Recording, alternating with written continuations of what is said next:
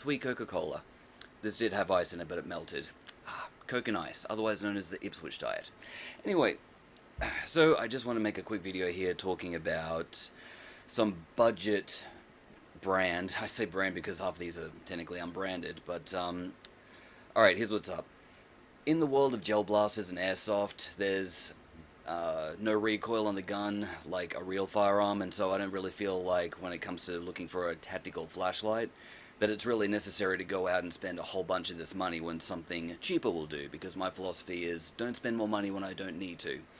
So, the other reason I wanted to do this is because I got a whole bunch of flashlights that didn't have reviews on them, or they also had not so great descriptions on eBay where I purchased them from, and I kind of just want to talk about what I got, why it was a waste of money for me, and if anyone else is looking at getting the same thing, then maybe you can save some money.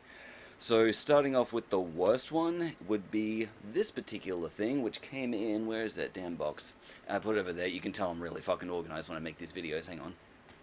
This box, and yeah, it's basically just some random little unbranded kind of thing, and I regret buying two of these because I got two rifles that I wanted them for, and seemed promising, wound up being the worst one that I got.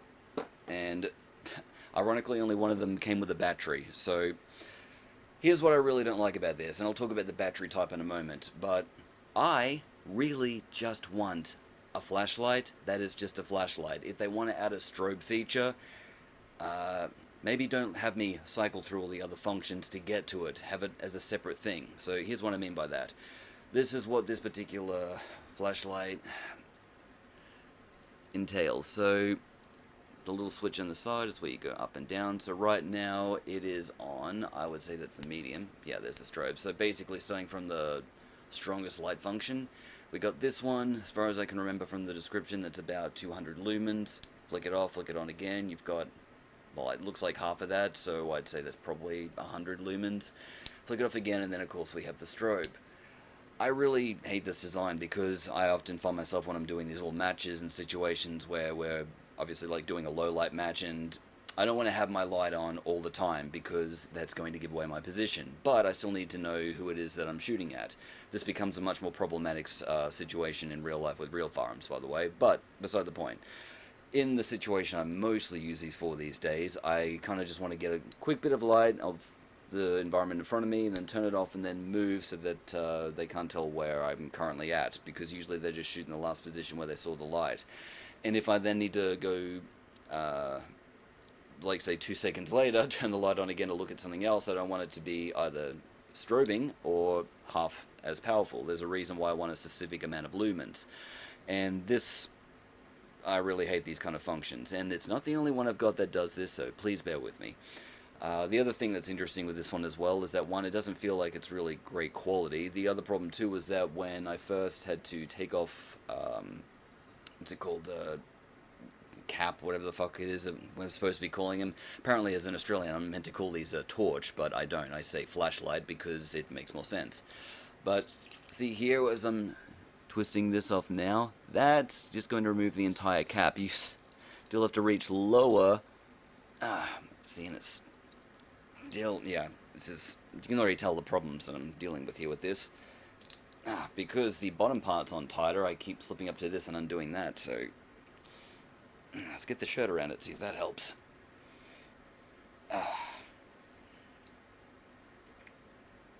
Motherfucker.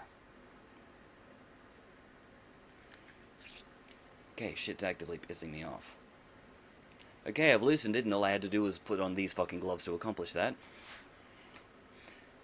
Alright, so now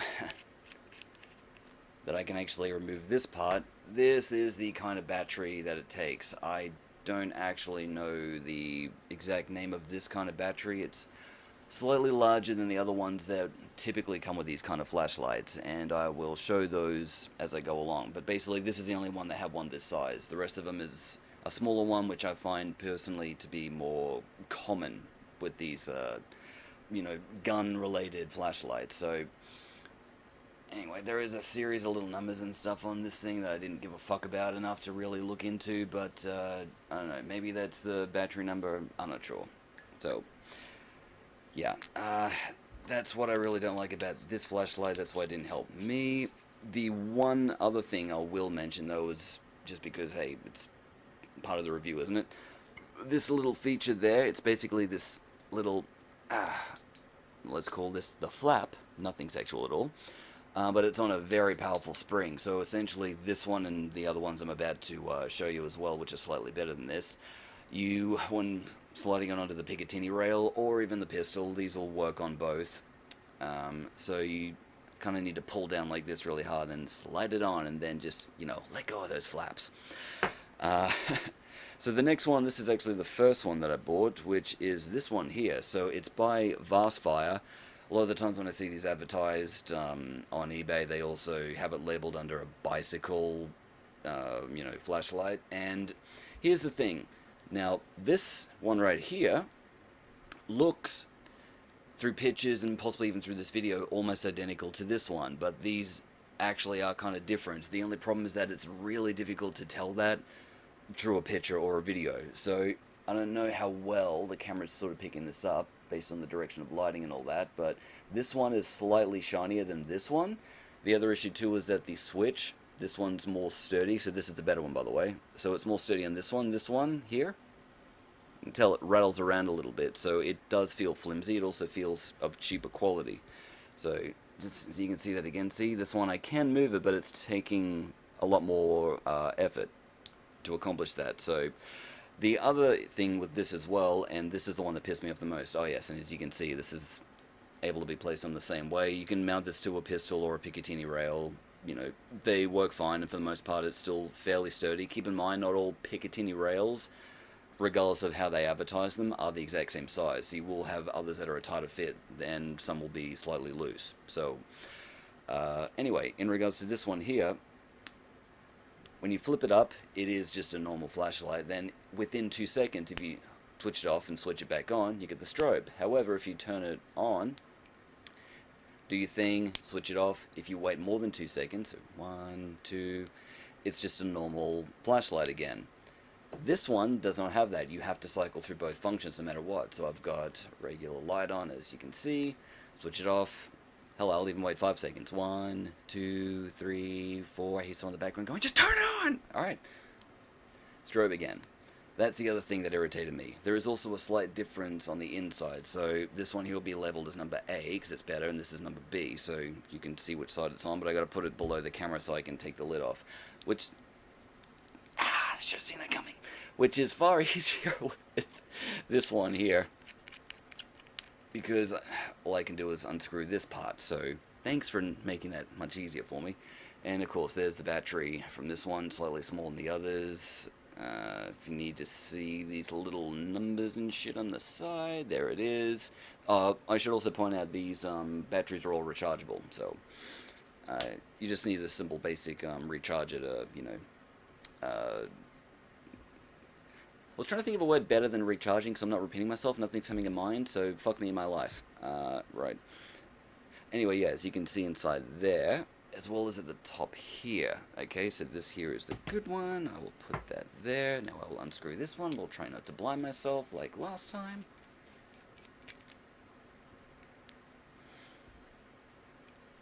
So, as you can see inside this one here, the spring is slightly wider, whereas this one is sort of in a more, well, it's like a spiral kind of shape, whereas this one's just more circular.